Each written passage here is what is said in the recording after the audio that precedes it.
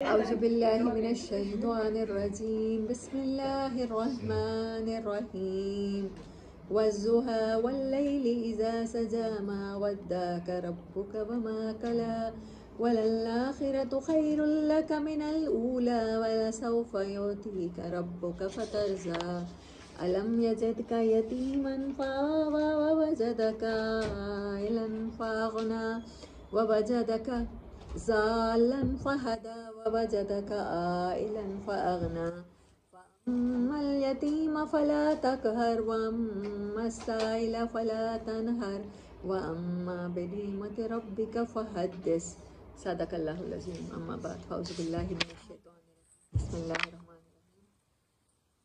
الرحیم ابتدائی دور کی نازل ہونے والی صورتوں میں ہے 11 آیات سورہ نمبر 93 اور میری فیوریٹ سورہ آپ میں سے بھی بہت سے لوگوں کی ہوگی نبی صلی اللہ علیہ وسلم کی جتنی نعت قرآن پاک میں مطلب ہے ان میں ایک مجھے یہ بھی لگتی ہے ایک سورۃ توبہ کی آخری 2 آیات لقد جاءکم رسول من انفسکم عزیز علیہ حریص علیکم بالمؤمنین رؤوف رحیم وہ پھر ان اللہ و ملائکتہ یصلون علی النبی یا ایھا الذین آمنوا صلوا علیہ وسلموا تسلیما پھر وہ صورت مجھے بھول گئی ہے شاید آل عمران میں ہے کہ آپ کو اس طرح سے اللہ نے نرم دل بنایا ہے کہ دل جوڑنے والے ہیں دل جڑ جاتے ہیں آپ سے پھر صورت قلم میں وَإِنَّكَ لَعَلَىٰ خُلُقٍ عَظِيمٍ اور یہ تو بہت بہت پیار جیسے کیا ہے نا اللہ پاک نے اور یہ بھی قسموں سے شروع ہوتی ہے بسم اللہ الرحمن الرحیم والضحیٰ وہاں رات تھی تو یہاں دن ہے ضحیٰ کا مطلب کل میں نے بتایا تھا کون سی لائٹ سودنگ مارننگ لائٹ دن نکلتا ہے لیکن چبھتا نہیں ہے لیکن ضحیٰ پھر ہاں جی لیکن یہ اس سے اگلا ٹائم ہے چاشت کا ٹائم ہے جب سورج پورا ہو جاتا ہے آپ دیکھ نہیں سکتے لیکن بہت گرمی بھی نہیں ہوتی بہت زیادہ ہیٹ بھی نہیں ہوتی سورج کی اور وہ ٹائم والضحیٰ واللیل اذا سجا اور رات کی جبکہ وہ اس کا لٹرل میننگ ابھی بھول گیا میں نے لکھا نہیں نا غلطی یہ کی ہے پاس کیا ہے جبکہ وہ فرار پکڑے فرار فرار پکڑے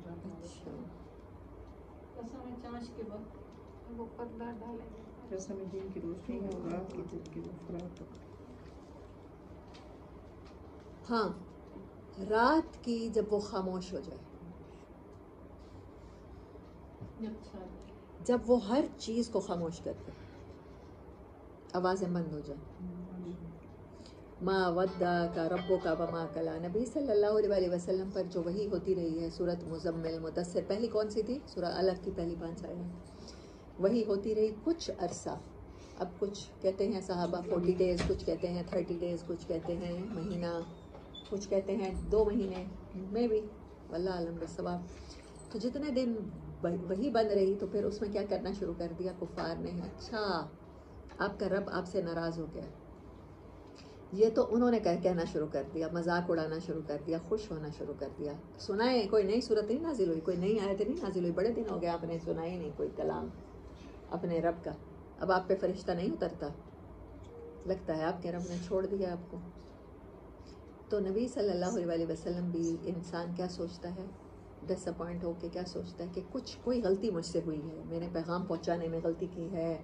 میں نے کوئی بات صحیح نہیں کی یا میری ایفرٹس میں کمی تھی کچھ ایسا ہوا ہے مجھ سے تو یہ جو ڈس اپوائنٹمنٹ ہوتی ہے نا جب آپ اللہ سے کی طرف سے کسی اس کا خدشے کا شکار ہوتے ہیں یہ سب سے بیڈ ہوتی ہے ورس ہوتی ہے انہی دنوں میں نبی صلی اللہ علیہ وسلم کہتے ہیں اس صورت کے نازل ہونے سے پہلے میں بہت بار پہاڑ پہ چڑھا اور میرا دل چاہتا تھا کہ میں اپنے آپ کو نیچے گرا دوں ہم سمجھتے ہیں کہ ہمارا دل چاہتا ہے ہمارے اوپر ایسے حالات آتے ہیں کہ ہمارا دل چاہتا ہے ہم اپنے آپ کو ختم کر لیں تو یہ ان ساری کیفیات سے نبی صلی اللہ علیہ وسلم کو گزارا گیا کیوں گزارا گیا بائی پرپز گزارا گیا بائی پرپز قرآن میں ریکارڈ کیا گیا بائی پرپز احادیث میں ریکارڈ کیا گیا تاکہ ہم اپنی زندگی کے جب ان فیزز سے گزریں تو ہمیں یاد آئے کہ اس میں گائیڈنس پھر کہاں سے لینی ہے پھر اس میں رول ماڈل کون ہوگا پھر ایگزامپل کیا ہوگا ما ودعک ربک وما قلی آپ کے رب نے آپ کو چھوڑا نہیں ہے.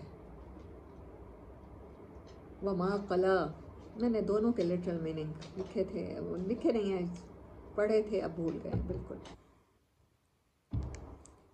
کل پلیز یہ دونوں مجھے یاد دلائیے گا. رب کا وما قلا، آپ کے رب نے ہرگز آپ کو نہیں چھوڑا. ہاں آ گیا، یاد آ گیا. آپ کسی چیز کو استعمال کرتے ہیں، ڈٹرجنٹ لکھ دیں اس کا لٹرل میننگ. ڈٹرجنٹ دھونے والا لکھیں. میں آپ کو بتاتی ہوں نا، کلا کا نہیں، ودا کا. آپ کسی چیز کو بہت امپورٹنٹ ہوتی ہے، کپڑے دھونے کے لیے سرف ضروری ہے نا، سرف. لیکن جب کپڑا آپ سمجھتی ہیں میل اتر گئی تو پھر اس سرف کو نکالنے کے لیے کتنی کوشش کرتے ہیں. کپڑے کو پٹختے ہیں، اس کے اوپر پانی ڈالتے ہیں، اس کو آپ اچھی طرح سے ملتے ہیں کہ کسی بھی طرح اس کے اندر کوئی بھی باقی نہ رہ جائے. یہ ہوتا ہے ودا کا. کسی چیز کو یوز کرنے کے بعد آپ اس کی افادیت پوری کی پوری استعمال کر لیں، اور پھر اس کو اگر کپڑوں میں صرف یا صابن رہ جائے تو الٹا وہ برا ہوگا، مطلب وہ کپڑا الرجی کر سکتا ہے. مطلب آپ کو بھی پتہ ہے، یعنی انسان اچھی طرح سے آگاہ ہو کے اس کے اگر اس کو یوز کرنے کے بعد اپنے پاس رکھا، جب اس کا استعمال کا ٹائم ختم ہو گیا تو پھر وہ نقصان دے گا. یہ ہے ودا کا لٹرل میننگ. ما ودعک ربک، آپ کے رب نے آپ کو استعمال کرنے کے بعد، یہ نہیں کہ آپ کو پیغمبر بنایا، آپ سے یہ پیغام لینا تھا اور اب آپ سے ناراض ہو گیا، اب کسی اور کو دے دے گا، ایسے آپ کو چھوڑا نہیں ہے. یہ ہے اس کا لٹرل میننگ بتانا، اس لیے ضروری تھا. وما کلا، اب کلا رہ گیا.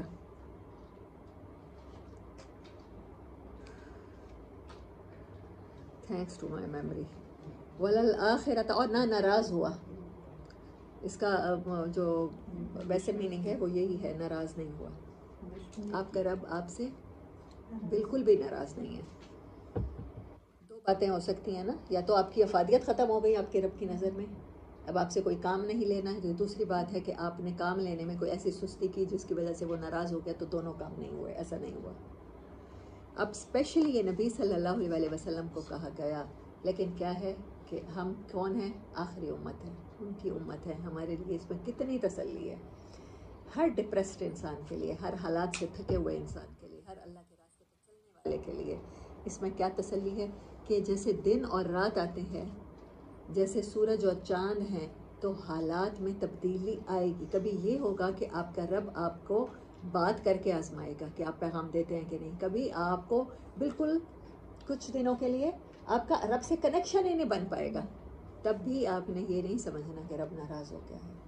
دونوں طرح کی حالتیں، دونوں طرح کی کنڈیشن، خوشی اور غم آپ کے ساتھ زندگی میں چلے گی، سیڈنس اینڈ ہیپینس. بٹ اللہ آپ کو کسی بھی حالت میں نہیں چھوڑے گا. یہ آخری دنیا میں آنے والے انسان کے لیے بھی یہ صورت اتنی بڑی بلیسنگ اور خوشخبری ہے، اتنی بڑی امید ہے. ما ودعک ربک وما قلی. دن اور رات کی قسمیں کھانے کے بعد، روشنی اور تاریکی کی قسمیں کھانے کے بعد اللہ نے کہا کہ ان ایوری کنڈیشن اللہ کا لو انکنڈیشنل ہے.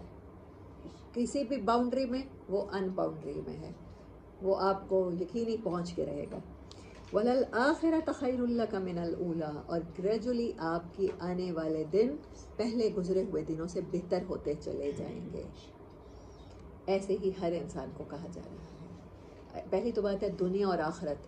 بہت سے مفسرین کہتے ہیں کہ آخرت بہتر ہوگی، آخرت کے انعام کے اوپر پوری دنیا گزار لینی چاہیے. لیکن میں کہتی ہوں، جن مفسرین نے کہا ہے کہ اس میں دنیا کے ڈیز کے بارے میں بھی اللہ کا وعدہ ہے کہ اچھے ضرور آئیں گے، تو یہی لینا چاہیے. اللہ کوئی صرف آخرت کا رب تھوڑی ہے، اس دنیا میں تو وہی ہے جس نے سورج چاند کو تھام رکھا ہے صرف ہمارے فائدے کے لیے، کہ سردیاں بھی آئیں، گرمیاں بھی آئیں. صرف رات رہ گئی تو پودوں کو تو خوراک ہی نہیں ملے گی، سن لائٹ سے ان کو جو ملتا ہے وہ تو پھر گرو ہی نہیں کریں گے. تو وہ اس دنیا میں ہمیں اچھے ٹائم کیوں نہیں لائے گا؟ ربنا آتنا فی الدنیا حسنۃ وفی الآخرۃ حسنۃ وقنا عذاب النار. اور وہ جو آپ کا آنے والا وقت ہے، بعد میں آنے والا وقت پہلے آنے والے وقت سے بہتر ہوتا چلا جائے گا. یہ ڈیفینیٹ ہے، اللہ کا وعدہ ہے. وَلَسَوْفَ يُعْطِيكَ رَبُّكَ فَتَرْضَىٰ، اور ان قریب لام لگا تاکید کا، ایمفیسائز کا، ضرور ان قریب اللہ آپ کو وہ عطا کرے گا کہ آپ اس سے راضی ہو جائیں گے. آج جو کوشچن ہے، ہر انسان پریشان ہے، نیکی کر کے ہمیں نہیں ملتا، تو اللہ کہتا ہے کہ میں کسی اور طریقے سے آپ کو راضی کر دوں گا. چہرے بدل جائیں گے، رشتے اور ہوں گے، کوئی اور انسان دنیا کا اٹھ کے آپ کے ساتھ جو آپ نے کسی کے ساتھ نیکی کی تھی وہ ریٹرن میں کہیں آپ کی اولاد کے ساتھ، کہیں آپ کی نسلوں کے ساتھ کچھ ایسا کر دے گا کہ آپ راضی ہو جائیں گے رب سے. علم یجد کا یتیمن، کیا ایسا نہیں تھا کہ آپ پر برے حالات پہلے کبھی نہ آئے ہوں؟ علم یجد کا یتیمن فآوا، کیا اس نے آپ کو یتیم نہیں پایا تھا، پھر اس نے آپ کو ٹھکانہ دیا. فآوا اس گھر کو کہتے ہیں.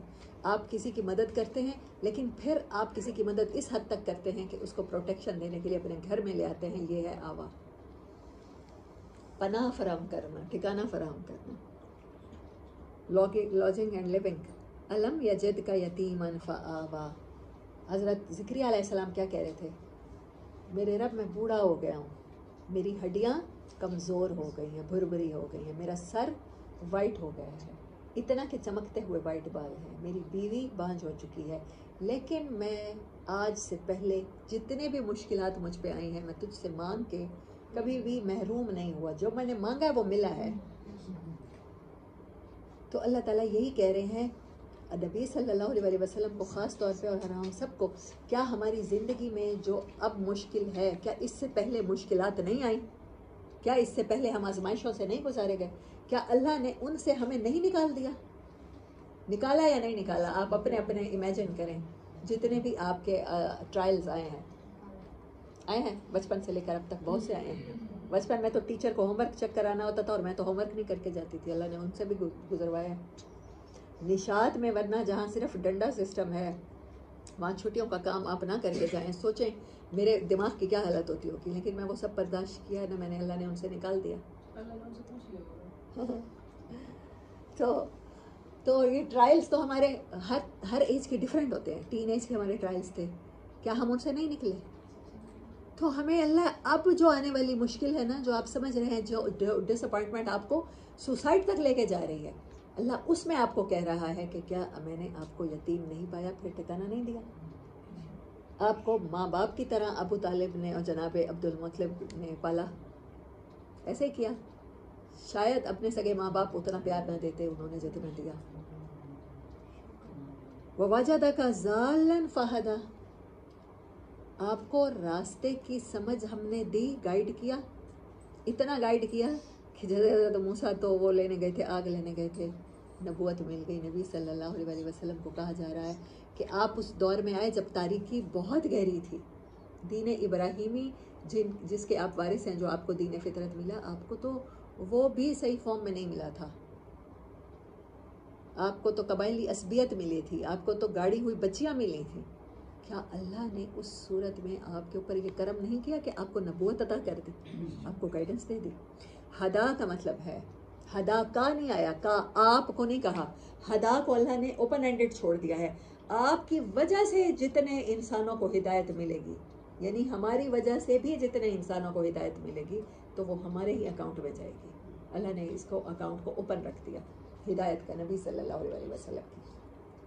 ان سے صحابہ سے تابعین کو، تابعین سے آج تک ہمارے پاس جتنا بھی پہنچا ہے تو وہ انہی کے کھاتے میں جا رہا ہے. اور کوئی ایک انسان کسی انسان کی ہدایت کی وجہ بن جاتا ہے تو پھر کیا ہے، پھر وہ ساری آنے والی نسلوں کی جو ہدایت ہے. اگر خواجہ معین الدین چشتی رحمۃ اللہ علیہ کے ہاتھ پہ مسلمان ہوئے تھے، پہلا راجپوت مسلمان ہوا تھا، 1,00,000 ہوئے تھے، تو ہندوستان میں جتنے بھی مسلمان ہیں یا ان کا ثواب محمد بن قاسم رحمۃ اللہ علیہ یا خواجہ معین الدین چشتی رحمۃ اللہ علیہ کھاتے میں تو جائے گا. ہم جتنی بھی عبادتیں کریں گے، ہم جتنی نمازیں پڑھیں گے، روزے رکھیں گے، حج کریں گے، زکاتیں کریں گے، جو پہلا انسان تاریکی میں شمع جلاتا ہے اس کا اکاؤنٹ کبھی بند نہیں ہوتا. وَوَجَدَكَ ضَالًّا، اور ہم نے آپ کے ارد گرد تاریکی پائی تھی تو کیا اس میں آپ کو وجہ ہدایت نہیں بنا دیا؟ وَوَجَدَكَ عَائِلًا فَأَغْنَىٰ، پھر ہم نے آپ کو تنگ دست پایا، آپ کے پاس وسائل نہیں تھے. فَأَغْنَىٰ، کیا ہم نے آپ کو ہر وسائل سے بے پرواہ نہیں کر دیا، بغیر اسباب کے کیا نبی صلی اللہ علیہ وسلم نے کالج، اسکول، یونیورسٹیاں، سڑکیں پکی کرائی ہیں؟ کیا بلڈنگز چھوڑ کر گئے ہیں؟ کیا مدینہ آپ کے بعد ایسا ہو گیا تھا؟ نہیں، انسان بدل کے گئے ہیں، انسانوں کی سوچ بدل کے گئے ہیں. اس سوچ نے کیا کر دیا؟ انسانوں کو سکھا دیا ہے دنیا فتح کرنا. پھر انہوں نے کی دنیا فتح، پھر محل بھی فتح ہوئے کیسر و کسریٰ کے. لیکن نبی صلی اللہ علیہ وسلم نے تو اس طرح والی ترقی نہیں کی نا کہ ذہن نہ بدلے ہوں اور سڑکیں بنوا دی ہوں، ذہن نہ بدلے ہیں اور بہترین ہسپتال اور اسکول بنوا دیے ہوں. مدینہ میں تو لوگوں کے گھروں میں چولہا نہیں جلتا تھا. یہ کون سی غنا کی بات ہو رہی ہے؟ ووجدک عائلا فاغنا. اب بہت سے مفسرین اس سے لیتے ہیں کہ نبی صلی اللہ علیہ وسلم کی اماں خدیجہ سے شادی سے پہلے تنگ دستی تھی، تو اماں خدیجہ سے شادی کے بعد آپ کو غنی کر دیا. یہ ایک چھوٹا مفہوم ہے. آپ اس کو ویسٹ لیں، آخر تک لیں کہ قرآن کی یہ آیت قیامت تک اگر چلنی ہے تو پھر کیا ہے کہ آپ کو وسائل کے بغیر آپ جب انسانی ذہن کو آزاد کرتے ہیں، اس میں ایکسپینڈ کر دیتے ہیں، اس میں بہت ساری گیپ اور بہت ساری جگہ اسپیس پیدا کر دیتے ہیں. جب آپ انسانی سوچ کو رواں کر دیتے ہیں، رکے ہوئے پانی کی طرح نہیں رکھتے، تو پھر وہ انسان آپ کا خزانہ ہوتے ہیں، وہ آگے دنیا کو فتح کر کے لا رکھتے ہیں. وہ پھر سارا کا سارا آپ کے کھاتے میں جاتا ہے. ذہن بدلنے ہیں، سوچ بدلنی ہے ہم نے اپنی. ووجدک عائلا فاغنا فاما الیتیم. تو اتنے احسانوں کے بعد اللہ کیا ڈیمانڈ کیا کر رہا ہے؟ تو فاما الیتیم. تو اب جو یتیم آپ پائیے، آپ جو دیکھیں بے وسائل بندہ ہے، جو مفلس ہے، جو مسکین ہے، جو یتیم ہے، فلا تقہر. اس کے معاملے میں سختی مت کریں، اس کے لیے آسانیاں پیدا کریں. وَأَمَّا السَّائِلَ. اور سوال کرنے والے کو فلا تنہر. نہیں جھڑکنا. چاہے کوئی آپ کا شیشہ بجائے، آپ کی گاڑی کو خراب کر دے، آپ کو پرس پیچھے سے پکڑ لے یا آپ کی چادر کھینچ لے، سوال کرنے والا گھوڑے پر سوار ہو کر بھی آئے، سواری اس کی بہترین ہو آپ سے، تو آپ نے سوال کرنے والے کو جھڑکنا نہیں ہے.